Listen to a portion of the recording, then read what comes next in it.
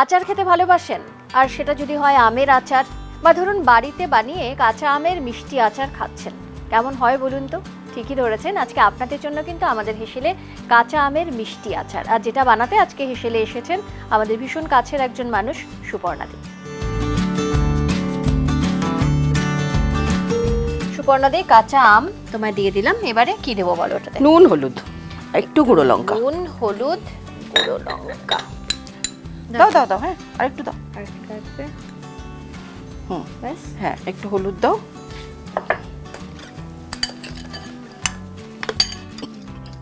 দেখো ভালো লাগবে না, একটু লঙ্কা গুঁড়ো দাও।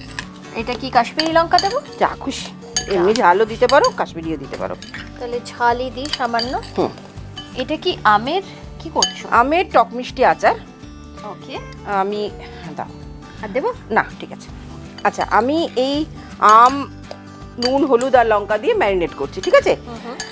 নিয়ম অনুযায়ী মানে 2-3 রকম নিয়মে করা যায়, প্রসেসে অ্যাকচুয়ালি, নিয়ম নয়। এক হচ্ছে এটাকে আমি একটা পরিষ্কার কাপড়ে বিছিয়ে ফ্যানের তলায় 3-4 ঘন্টা রেখে দিতে পারি, আর নয়তো রোদ্দুরে ঘন্টাখানেক, যে কোনো একটা করা যেতে পারে। আর এখানে আমাদের কোনোটারই সময় নেই, আমি এমনি একটু রেখে দিচ্ছি। আপনারা যখন বাড়িতে করবেন এটাকে রোদ্দুরে দিতে না পারলেও কোনো অসুবিধা নেই, আপনারা এটাকে ফ্যানের তলায় একটা পরিষ্কার কাপড়ে একটা একটা করে বিছিয়ে 3-4 ঘন্টা ফ্যানের তলায় ফেলে রেখে দেবেন। মানে একটু ড্রাই করতে দিই, ড্রাই, যাতে এই জলটা ময়েশ্চারটা টেনে যায়। একদম ম্যারিনেট করে মিনিট 15 রাখার পর শুকিয়ে নিতে হবে, তারপর এই এখন যে প্রসেসটা করব সেটা চালু করতে হবে। আর আজকে আমের মিষ্টি আচার বানাতে আমাদের সঙ্গে আরও একবার আমাদের হেসেলে এসেছেন সুপর্ণাদি। আর সুপর্ণাদির রেসিপি মানেই, আমি যদি ভিউজের কথা বলি সেটা তো অসংখ্য, কারণ মানুষ পছন্দ করে। গতবার তুমি যেটা বানিয়েছিলে ঝালমুড়ি, কি যে অসম্ভব ভালো হয়েছিল, আমি বাড়িতে একবার ট্রাইও করেছি, তোমার মতন হয়নি। কবে খাবে বলো, আবার কবে খাবে বলো? নিশ্চয়ই। তবে আজকে যে আচারটা, এটা কি তুমি নিজের কিছু প্রসেসে করছো না, যেরকম হয় সেরকমই করছো? ট্র্যাডিশনাল শুনেছি, শিখেছি, করেছি, তারপরে নিজে করতে করতে আগে পিছতে একটু হয়েই যায়, যেহেতু রান্নাটা করতে একটা ভালো লাগার ব্যাপার আছে, ওই জন্য নিজে একটু অ্যাডিশন অল্টারেশন করেই ফেলেছি। একদম। আচ্ছা, এবারে কি করবো ওটা? আচ্ছা, এবার একটা প্যান দাও, তাতে আমি কিছু মশলা ড্রাই রোস্ট করব। অন করে দিলাম। কি কি ড্রাই রোস্ট করছি? এতে তুমি দাও জিরে, গোটা জিরে। গোটা জিরে দিয়ে দেবো পুরোটা? দাও, মোটামুটি 1 চামচের মতো। গোলমরিচ দাও গোটা 10, 8-10টা মতো গোলমরিচ। মেথি দাও 1 চামচে। ধনে দাও 1 চামচে। গোটা 2 শুকনো লঙ্কা।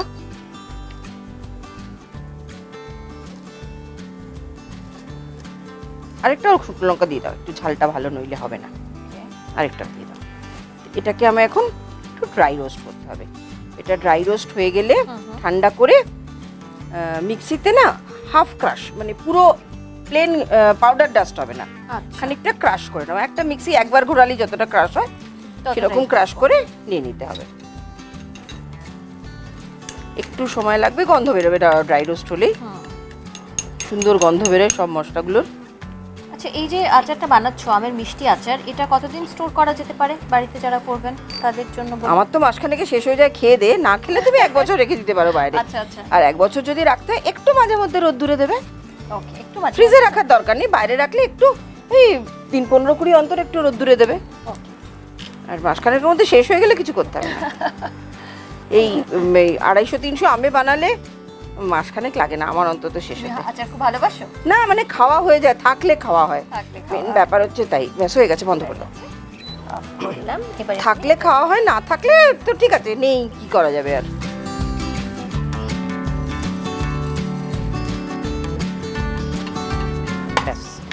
এবার বলো, এই প্যানটাই থাক।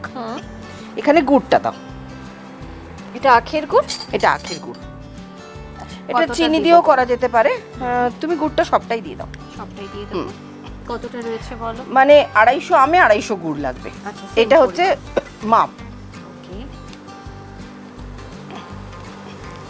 আর আচারটা গুড়ে ভালো হওয়ার, অনেকে চিনিতে করেন অবশ্য, কিন্তু আমি গুড়টা প্রেফার করি দুটো কারণে।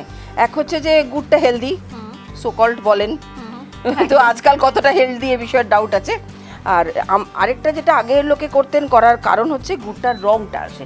আমের আচারে যে একটা কালচে রং, সোনালি কালচে রং, গুড়ের রংটা আসে, চিনিতে না সাদা সাদা হয়। একদম। এটা আমি অন করে দিয়েছি কিন্তু। হ্যাঁ ঠিক আছে, এটা গুড়টা গলবে। হিটটা লো আছে। হ্যাঁ থাক থাক। আচ্ছা, এটা তাহলে আমি গুঁড়ো করে এটা একটু গুঁড়ো করে নিয়ে এসো প্লিজ।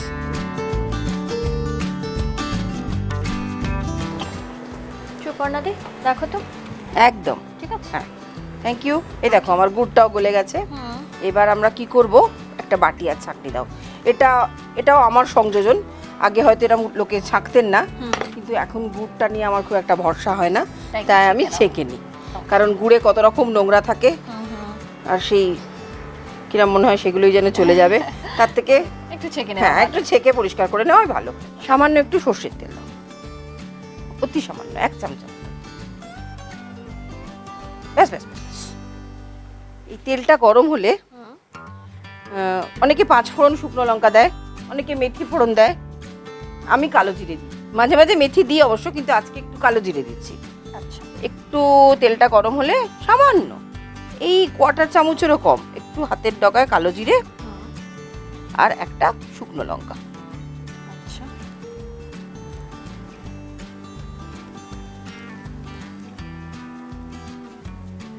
খুব ইজি একটা রেসিপি বলো। হ্যাঁ আমি তো ইজি রেসিপি করি, বেশি স্টাফের মধ্যে আমি যাই না, আর অত তাড়াতাড়ি হয়ে যায়। হ্যাঁ তাড়াতাড়ি করতে হবে। তাড়াতাড়ি হয়। আর এই দেখো আমটায় দেখো কতটা জল কেটেছে, এই দেখো দেখতে পাবে কতটা জল কেটেছে। এই জল থেকে এটাকে শুকিয়ে নিলে তোমার আমটা অনেক শুকনো শুকনো হয়ে যেত। আর যেহেতু আমি শুকোচ্ছিও না, তাই আমি একটু তেলে নেড়ে নিচ্ছি। আচ্ছা, এটা যদি ফ্যান ড্রাইও করি তাহলেও একটু তেলে নেড়ে নিলে জিনিসটার লঞ্জিভিটি বাড়ে, আচারটার লঞ্জিভিটি। আমাদের বিচিত্র সব ভাষা, বুঝলে না? আগেকার দিনের লোকজন শুনলে বলতো আচারের লঞ্জিভিটি ব্যাপারটা একটু কমিয়ে দাও না।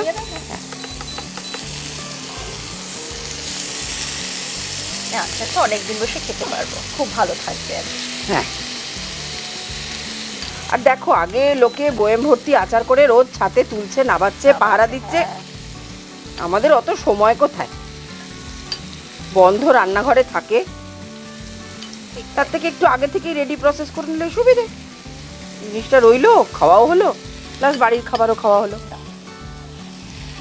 কিনে তো আচার এনে খাওয়াই হতে পারে, কিন্তু কেনা আচার আর বাড়ির আচারের স্বাদ আলাদা হয়, জানো? একদমই একদমই।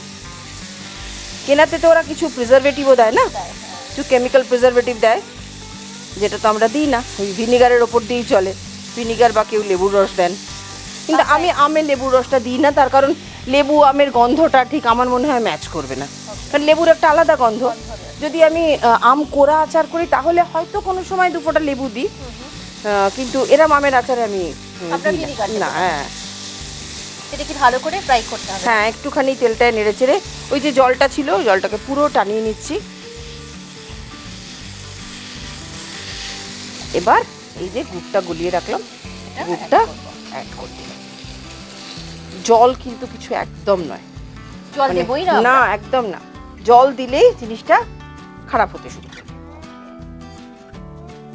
সে কারণে তুমি বারবার বলছো যে ড্রাই করে নিলে আরো ভালো। যার জন্য দেখবেন আমরা যদি কোনো সময় বাড়িতে এই বাইরে কোথাও মানে দূরের রাস্তায় বা কিছুতে আলুর দম বা মাংস নিয়ে যাই, চেষ্টা করি জল না দিয়ে রান্না করতে। এমনকি আমি তো আলুর দম ট্রেনে এক্সেট্রাতে নিয়ে গেলে না আলুটাকে সেদ্ধও করি না। আচ্ছা, এবার এটা একটু কম আছে হোক, ঢাকা দিয়ে দাও একটুখানি, ঢাকা দিলে তাড়াতাড়ি হবে। তাও ধরো মিনিট 5 মিনিট, হ্যাঁ, 5-7 আমের উপর ডিপেন্ড করে, মিনিট 5-এর মধ্যে হয়ে যাবে।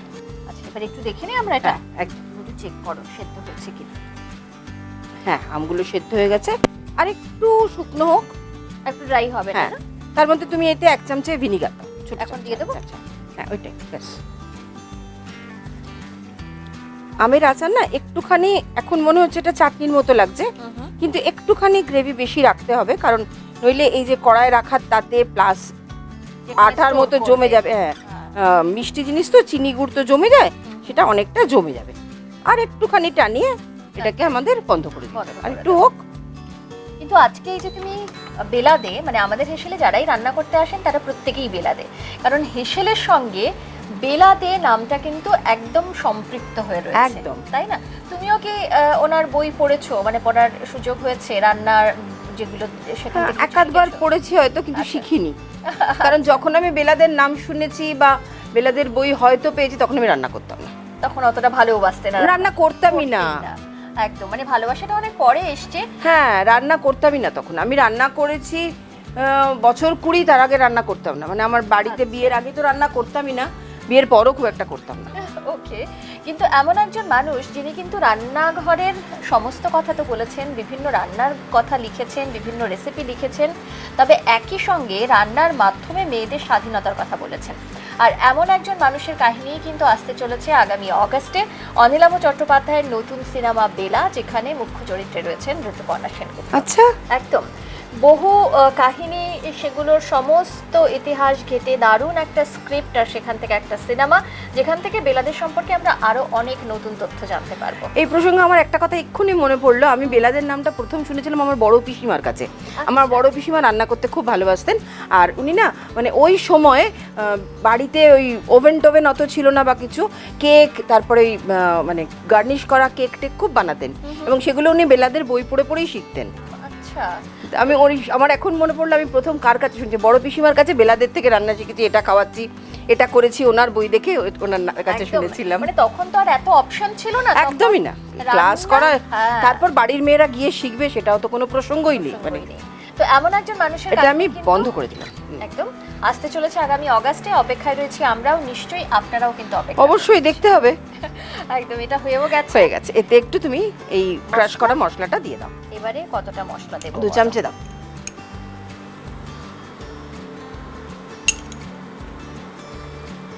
আর একটু দেবো? ব্যাস, আর না। এটা এরকম ভাবে না, হয় তুমি যে বয়ামটা রাখবে ঢেলে রেখে দেবে, আর নয়তো এটাকে একটু কড়াইয়ে ঠান্ডা হতে দেবে, তারপর ঢালবে। আচ্ছা, এটা দিলাম তোমাকে। Thank you. আমাদের আচার রেডি, এবার তুলে টেস্ট করার পালা। এবার যতটা ঠান্ডা হবে তত এটা আঠালো হবে, আচারের মতো জমবে। যতক্ষণ না ঠান্ডাটা পুরোপুরি হবে, একদম রুম টেম্পারেচার আসবে, তুমি ওই আচারের লুকটা পাবে না। একদম। এখন তোমার মনে হবে এটা আমের চাটনি। আচার তো তৈরি, আর আচারের মতন লোভনীয় জিনিস বোধহয় খুব কম হয়। তাই এরকম একটা আচার, যদিও গরম গরম আচার খেতে অতটা ভালো লাগে না, একটু ঠান্ডা করে খেতে হয়। আচ্ছা, একটু না, পুরোই ঠান্ডা করে একদিন পরে খেতে হয়। কিন্তু এত সুন্দর একটা আচারের অ্যারোমা আসছে, যেটার জন্য আমি গরম গরম খেয়ে নেব, তারপর দেখা যাবে পরে কেমন হয়েছে। ঠান্ডা হয়ে আচারের নিয়মই হচ্ছে অন্তত দিন 2 রেখে তারপর সেটা খেতে হয়, তবে আচারটা জমে। একদম, সেটা তো আমরা খাবোই, কিন্তু আগে একটু টেস্ট করি। অবশ্যই, এখন তো টেস্ট করতেই হবে। চলো।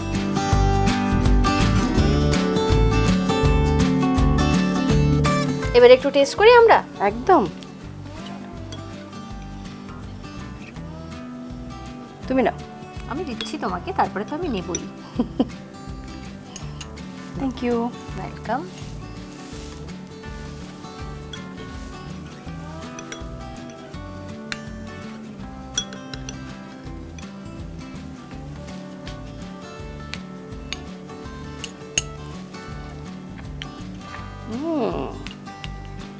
দিব্যি হয়েছে, আমি তো বলবোই, তুমি বলো। খুব খুব খুব ভালো হয়েছে খেতে। আর আচার আমার এমনিতেই ভীষণ পছন্দের, সেটা টক আচার হতে পারে, টক ঝাল মিষ্টি আচার হতে পারে, সেটা মিষ্টি আচার হতে পারে, কিন্তু মিষ্টি আচারটা একটু কম খাওয়া হয়। কিন্তু এটা যা সুস্বাদু হয়েছে, যাতে এরকম আচার যদি বাড়িতে করা থাকে তাহলে এটা মাঝে মধ্যেই খাওয়া হয়ে যাবে। একদম, এত ভালো হয়েছে। বাড়িতে একবার অবশ্যই আমের এই মিষ্টি আচার ট্রাই করুন। আমের মিষ্টি আচার অনেকভাবে অনেকে বানান, কিন্তু সুপর্ণাদির এই রেসিপি আপনার বাড়িতে ট্রাই করে দেখতে পারেন, আমার মনে হয় আপনাদের ভীষণ ভালো লাগবে। সুপর্ণাদি, আলাদা করে কি থ্যাংক ইউ বলবো তোমাকে? না, একদম, কারণ তুমি, আমি খেয়েই যাচ্ছি আচারটা। প্লিজ প্লিজ খাও তুমি। তবে সত্যি একবার বাড়িতে কিন্তু বানাতে ভুলবেন না এই আমের মিষ্টি আচার, কারণ এই সময় কাঁচা আম খুব পাওয়া যাচ্ছে বাজারে, সেটা চট করে কিনে এনে এরকম টক ঝাল মিষ্টি আচার আর আমের ইনস্ট্যান্ট আচার সবকিছুই বাড়িতে বানিয়ে ফেলুন। বানাতে হলে এখনই বানাতে হবে, আর কদিন পরে আমটা পেকে গেলে এই টেস্ট আসবে না। একদম তাই, খুব ভালো থেকো, আবার দেখা হবে তোমার সঙ্গে। একদম। আর তোমার সঙ্গে দেখা হলেই খুব ভালো লাগে। একদম, আমারও তাই। তোমার জন্য একটা ছোট্ট thank you, gift, most welcome.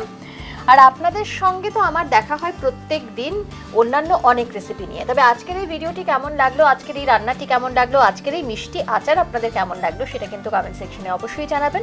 আর রয়েছে ইউটিউব চ্যানেল, সাবস্ক্রাইব করবেন, ফেসবুক পেজ, ইনস্টা পেজ অবশ্যই ফলো করবেন। আচার নিয়ে কি মানে আচার সেটা অন্য কোনো আচারের রেসিপি দেখতে চাইছেন, সেটা যদি হয়ে থাকে তাহলে কিন্তু অবশ্যই আমাদের লিখে পাঠাতে পারেন। এভাবেই সঙ্গে থাকবেন, ভালো থাকবেন। নমস্কার।